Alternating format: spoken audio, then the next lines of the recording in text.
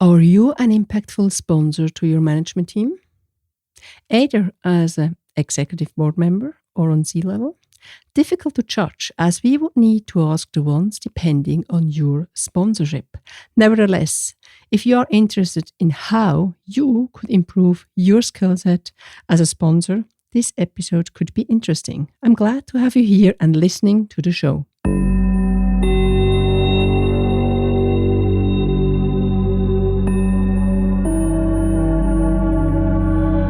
Corporate integrity, fraud, non-compliance, and cybersecurity. Would you like to understand the root causes, detect threats, and take measurements to protect the most precious assets? As a leader, you need to be prepared and stay actionable in the event of an incident. Sonja Stirnimann talks in her podcast, The Human Factor. Corporate integrity matters. To leaders and entrepreneurs who want to have impact, foster corporate integrity, and act as role models.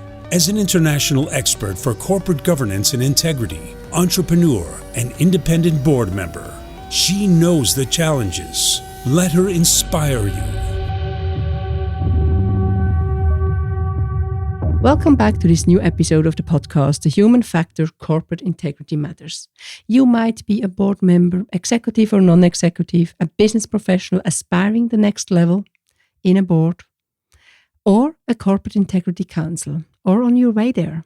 I'm your mentor and sparring partner when it comes to corporate integrity with impact. Founder of Corporate Integrity Concepts and the Corporate Integrity Academy with its leadership circle, with a vision to protect and secure assets, reputation, and actionability, yours and the one of your organization. Why? Because corporate integrity matters to all of us. And it is only possible with a new generation of leaders in our boards, on C-level, and in the management team. When I mention that, I'm not talking about age, but a mindset. Also when it comes to sponsorship. As a member of a board, no matter whether it's a management or a non-executive board, whether you have one or two tier boards, we have the responsibility that the strategy follows the vision and the tactics, the strategy. This might sound very simple, but when it comes to the implementation, the challenges start. The role of being a sponsor within the organization is not new, and there are many different forms and terms for that specific and important role. Especially when it comes to project management, we often see the approach of having a C-level sponsor which is part of the steering committee. Sometimes also a board member. When we take a closer look to the projects which are rather related to corporate integrity, corporate culture, which also includes the actual discussion around ESG or the social development goals, the sponsorship on board level is on a lower maturity level right now. That is the observation I made together with my colleagues over the last couple of months, and an area which needs more focus for the future because it's important to all of us. Why? Because a sponsor makes sure that the defined goals, no matter what the project relates to, are aligned with the overall strategy and supports when it comes to the lobbying within the different boards and functions and departments, for example.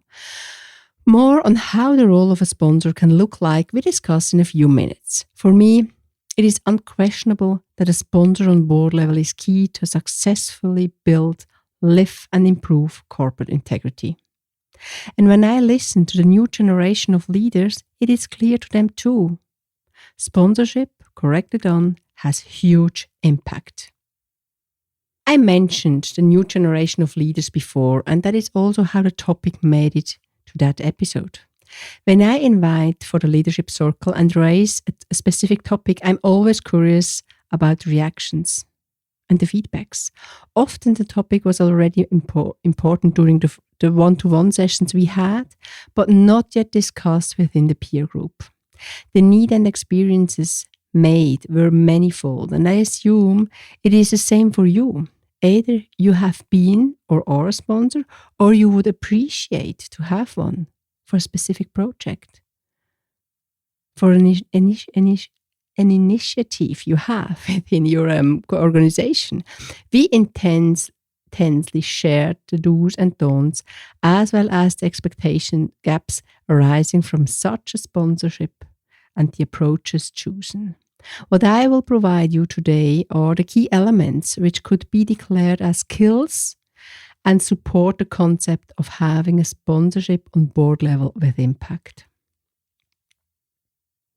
Please be not disappointed when your idea of setting up such a sponsorship approach within your organization will not be celebrated at first. There are many hindering beliefs and biases, and we do good if we look at these a little bit closer, because it helps you also afterwards. Having an additional role within a project or initiative, especially a superior role, creates uncertainty. And also the fear that, for example, the process will be slowed down, the reporting line creates more work, or the new role, in this case the board sponsorship, will micromanage. All fair points, which need to be addressed and managed. And yes, they are manageable if wisely addressed. Because, as always, the expectation gaps are very close. And if we don't manage them, it's going to hinder our project. So addressing the risk, which has an upside and a downside, and it's not new, it is also key when it comes to the board sponsorship. And the responsibility of doing so stays at the sponsorship level and not at the management level. We, as boards, support, or better sponsor, the initiative by strengthening our team, our management team, our project team. That is what sponsorship means. If we are not setting the frame at the beginning, the expectations will vary. Promised. It's always the same. What I also recognize is that many senior executives and board members often aren't sure about their additional role, or that they just don't know what is expected. They do not know what it means to be a sponsor and how they are supposed to enhance the process and outcome. We talk about impact as a leader. As mentioned before, setting the right frame is important and includes at least the following clarifications: the responsibilities and the expectations. Without, the relationship easily becomes impactless or creates dysfunctions. Both is a waste of time and a waste of resources in general. The frame is key and needs to be set at the very beginning and not in between, when we already have the issues and the dysfunctionalities. Just to make it more tangible, and starting with one of the key examples from the industry, how it should not work. So a large organization requires for each project above a certain investment amount a sponsor on C-level. The investment level was set on a base which ends by having hundreds of different projects, for which each requires a sponsor. The C-level of that firm consists of 7 people. You can imagine what happened. The sponsor had no chance to strategically support the project teams as they just had too many different projects to sponsor. The intention to have for each project a sponsor was good. The implementation, rather counterproductive, as it led to less impact as without having a sponsorship in place. Let us think about how we can be a sponsor which has impact, supports the team, and enhances the process and outcome. When it comes to sponsoring corporate integrity, we are not only talking about a project, but rather a transformation. Often a shift in the corporate culture, which starts at the top. With that, we already have the initial driver for successful sponsorship, the tone at the top. The sponsor delegated to the initiative, in this case corporate integrity, represents the tone at the top, which will have significant impact to the company's journey.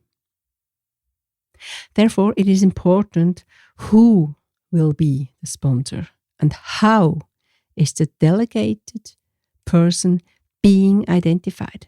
That needs a serious discussion within the board. And here, difficulties could start already. The criteria which could be discussed are: do we want to have long-serving board members versus new ones to the club? Do we want to have an existing expertise in the field of corporate integrity within the board, or do we have that already? Who has the necessary time to be allocated? Because it's also a matter of time. And who has the experience and the leadership skills to be a sponsor? You need to have leadership skills to do so. It is not given that all board members are the perfect match to an initiative only because of their role as a board member. This needs to be discussed to ensure that the initial decision is not hindering the successful sponsorship, and especially not the project or the initiative. Here in this case, corporate integrity. It's a shift and the transformation of a culture. If these key questions are answered and the right sponsor for the initiative is identified, the setting can be started between the board and the C-level. This will also need further clarification and alignment of expectations. What I see in the different organizations is that there are different successful models, and it really highly depends on the organizations, the structure and the processes. So there is no solution which fits to all different kinds of organizations. The project or the initiative leader addresses the high level of guidance, exchange, involvement, and resources that would be needed for the project. As a sponsor, we are responsible for setting the milestones, the goals, and the objectives, but also review the requested resources. Often, the sponsor actively challenges the initiative. Also here, make sure that the setting is discussed and clarified between the sponsor and the leader of the initiative in advance. From experience, a sponsor should encourage the project leader to speak up transparently. Depending on the constellation, it will need courage from a project leader, but it is necessary that such a relationship can be successfully worked for the organization. It's a matter of trust, a trust between the leader, the project leader or the initiative leader, and the sponsor. The leadership skill of active listening is crucial for every sponsor, for every board sponsor. Active listening is not given to everybody. You want to understand.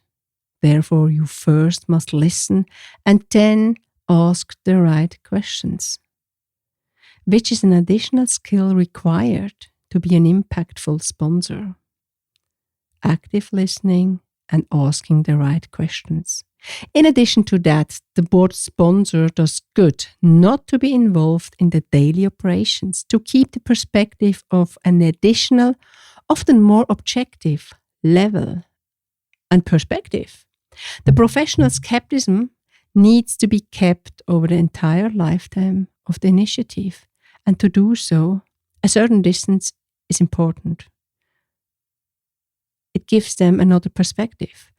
One of the pitfalls I see, and that is also what I mentioned when I introduced the example, the commitment and the time allocated is often underestimated.